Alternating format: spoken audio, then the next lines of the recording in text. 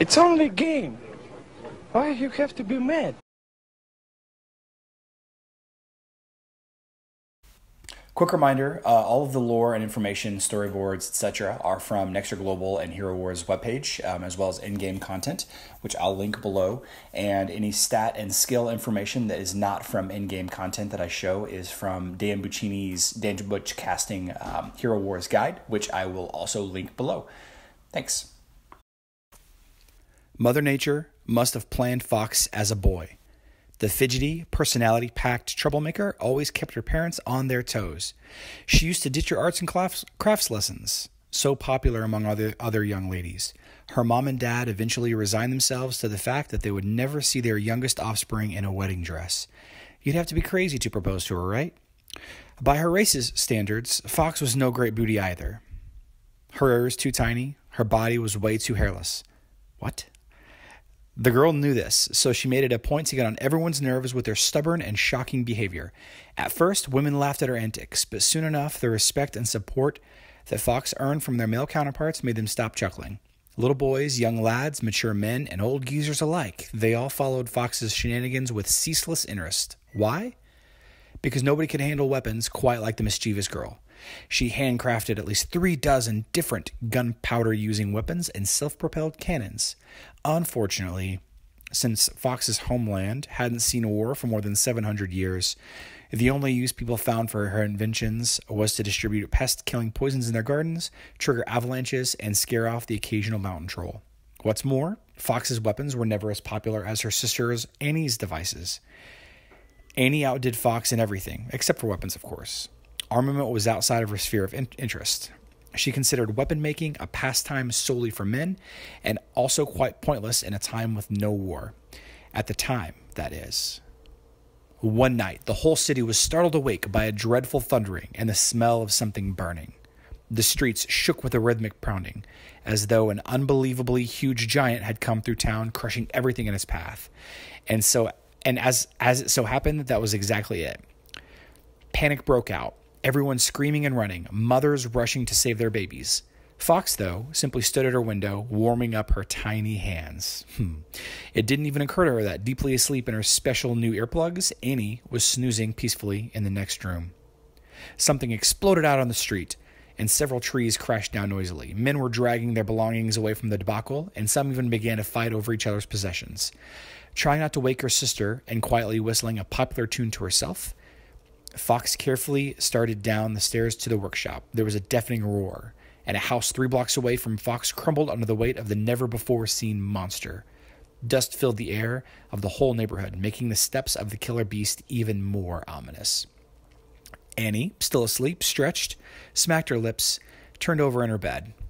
The earplugs stayed right where they were supposed to, protecting the girl's delicate hearing from all sounds.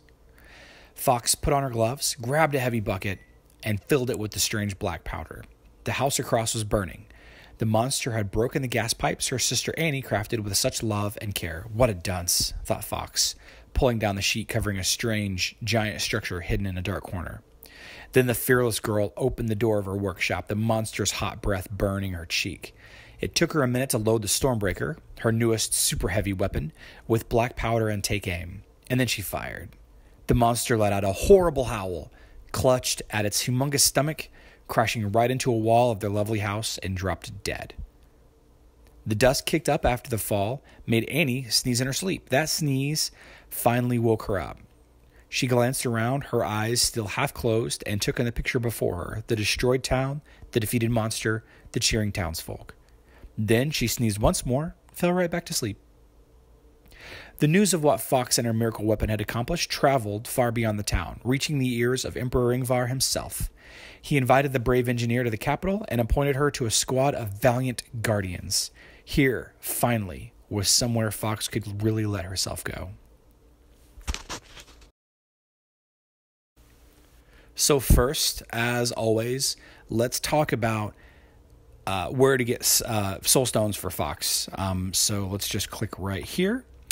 So as you can see, Fox is a campaign hero, meaning that there are missions within the campaign that that you can get her soul stones from. And on Facebook, you can get her soul stones from Chapter 3, Chapter 6, and Chapter 9. You can see there's 3 opportunities per day.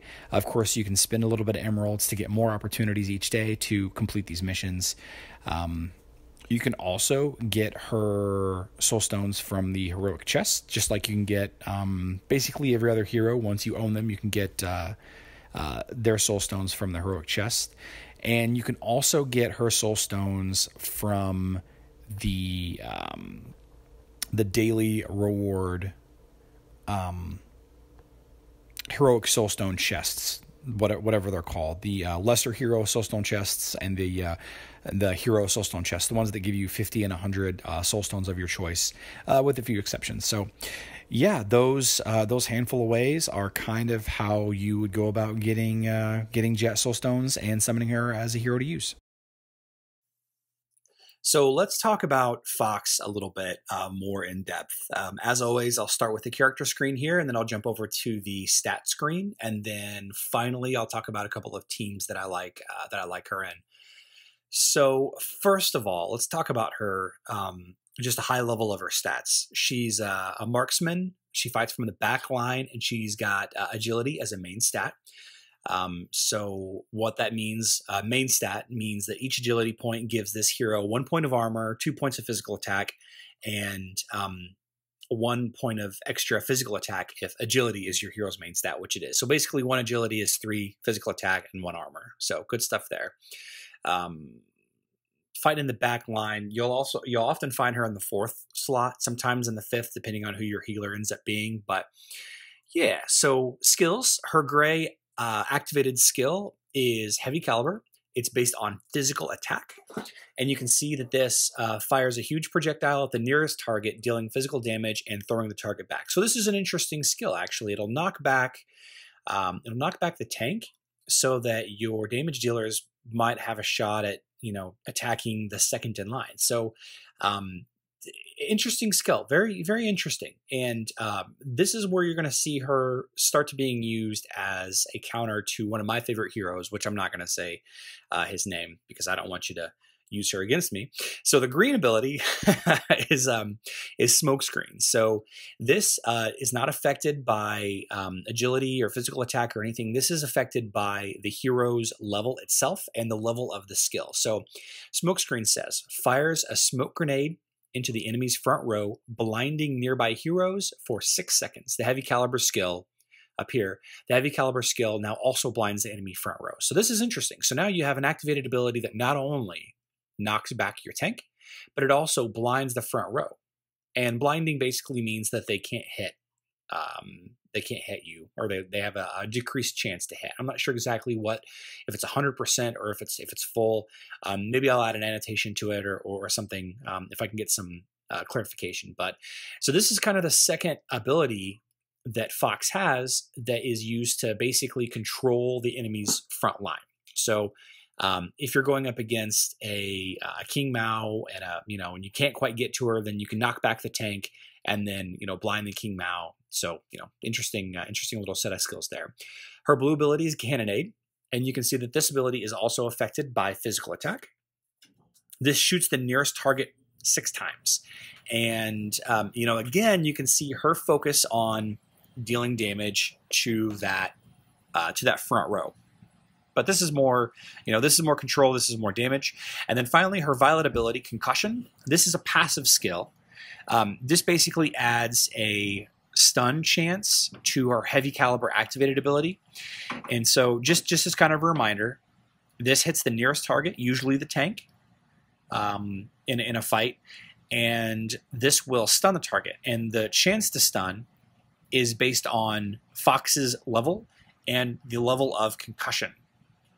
So you can see here that the chance to stun is lowered if the target's level is above 40. So those are kind of her skills. She's an interesting hero. I think that what I might do is actually add her to my free-to-play lineup as an alternate to get past certain missions in the campaign. So I'll get to that a little bit later. So her skins, she's got 3, so she hasn't quite gotten that 4th skin yet. She might soon, but you know, who really knows? Who really knows how they add skins to the game? So our default skin, of course, adds agility. And you can see she has the little gyrocopter rifle thing here. She's got a wrench to whack you. She's got this winter skin, which is only available during a special event. I'm going to do a video on the winter event here pretty quick, as we're getting closer and closer to it. But this is a physical attack skin. You can see her gyrocopter has got some candy canes, a little mint on the top there, and she's wearing an elf costume, and she's got a candy cane instead of a wrench. And then the spring skin, which is my favorite because of the squirrel, right? The squirrel's tail is what's keeping this rifle in the air. And she's got a little wooden hammer. She's got kind of a druidic pixie kind of look. I kind of dig the purple hair. This is a health skin.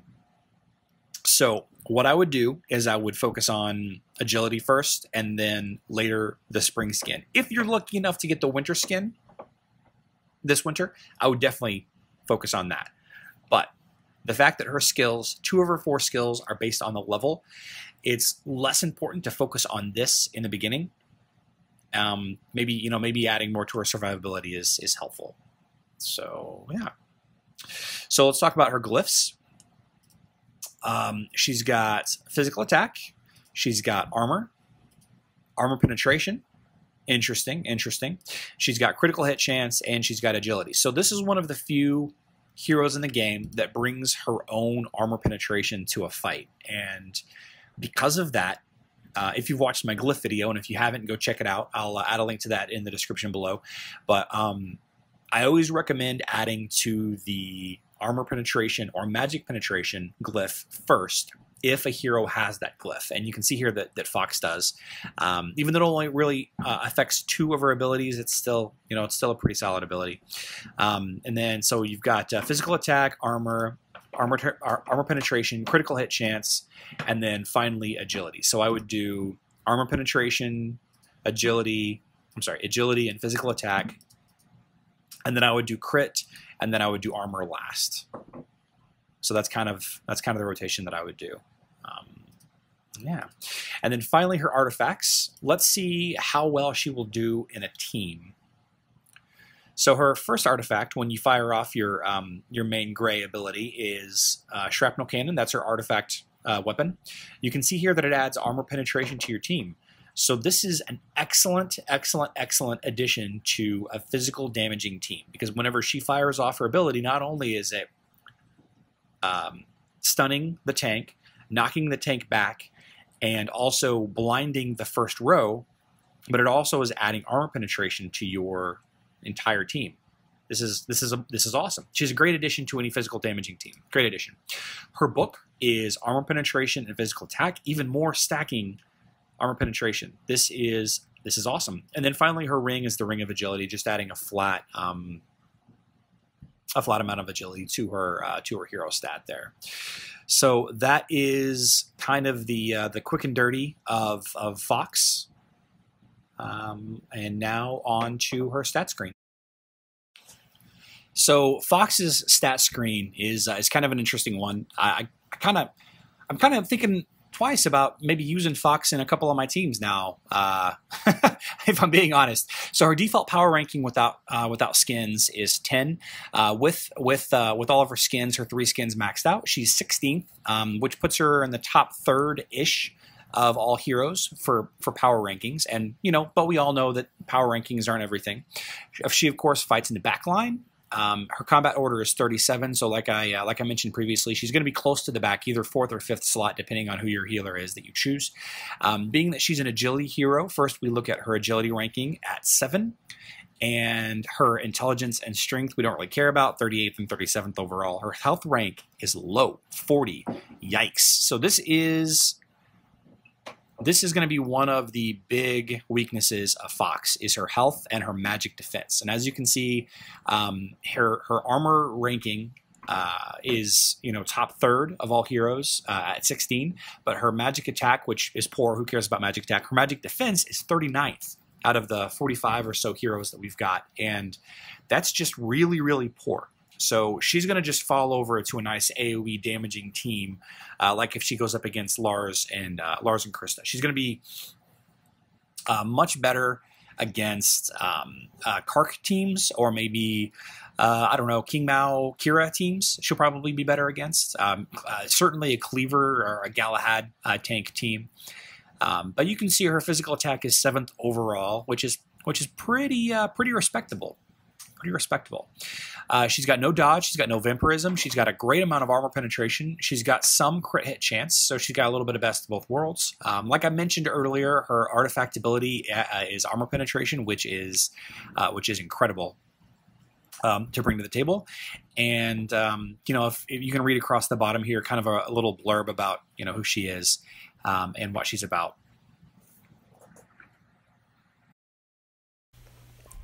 So where would I use Fox? So first of all, as a primary team hero, I don't think that I would use her, though she could find a home in your primary team. She's probably not the best in campaign. In some campaign missions, absolutely she's going to be great. She's a little defensive and a little control oriented, so you could swap her in. You could swap her into a physical attacking team for sure. So if I were running, let's say, if I were running Astaroth and let's just do Thea, try to keep this free to play or close to free to play. If I were running Astaroth and Thea and Kira, and maybe I pick up Galahad to kind of stack Kira and Galahad's abilities, and my fourth character, maybe I was using maybe Jorgen. Maybe I was using Jorgen. Jorgen does cost Outland Soul Coins, so there is a little bit of a value there. So maybe I'm using this team, and the Jorgen is kind of losing his ability to handle something for whatever reason. So maybe I would sub out Jorgen for Fox. So that would be an interesting team. Another one that you can go with is you can pull out Galahad. So I like Galahad in this kind of team because he adds physical attack to two physical attacking heroes. So if your Galahad was enough of a tank, maybe you can drop Astaroth out and let's add in maybe Nebula. That's a nice balanced team. You can see here Nebula would be between Fox and Kira, and only a couple of abilities does Fox really care about, but that's an interesting one to go with. Another free or inexpensive option would be using Aurora as a tank. Now, I know you get Aurora pretty early. I don't care too much for Aurora myself, but she is extremely strong as a tank. So one really effective way to defeat Kark teams is using Aurora and Fox, as well as Astrid. Oh, see, that's not going to work. No, maybe no Nebula. Maybe you do another hero, another healer. Let's say you got lucky and got Celeste there. Yeah, well, that's not exactly inexpensive or free to play, but you could use Astrid's armor artifact. You can use Fox's control abilities and armor penetration buff, and Aurora as a tank to kind of knock down a Kark team. Or since we're countering Kark teams, let's talk about using Anvari instead. You could use Anvari in here. This is probably a little too stacked. Might be need another healer to have in this group, but yeah. So a lot of different options there. The main thing about Fox, like I've mentioned a couple of times, is her her ability to control. And every hero in the game can do damage, and she's pretty high up on the physical attack scale, but having the ability to knock the tank back a little bit, so you can get access to maybe that middle line if there's no other frontline heroes, or to blind the entire front line. So Kark fights in the front, King Mao fights in the front, Kira fights in the front. If they missed a big attack, that would be huge. That would be huge. Just think about that. Being able to stun with the concussion skill that could be very beneficial in slowing down energy gain, in slowing down, Kark and Faceless spamming their abilities back to back. So yeah, that's kind of where I would use. Fox. So I hope you have enjoyed this video.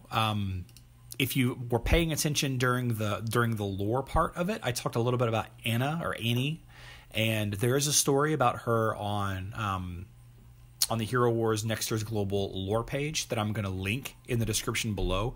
It's a fascinating read. I don't want to do a whole video about it because she's not technically a hero, but I would suggest giving it a read, just because it's she's an interesting character alongside Fox. So thank you so much for watching this video, guys. I look forward to it's the next hero on my list, and I will catch you guys later. Peace.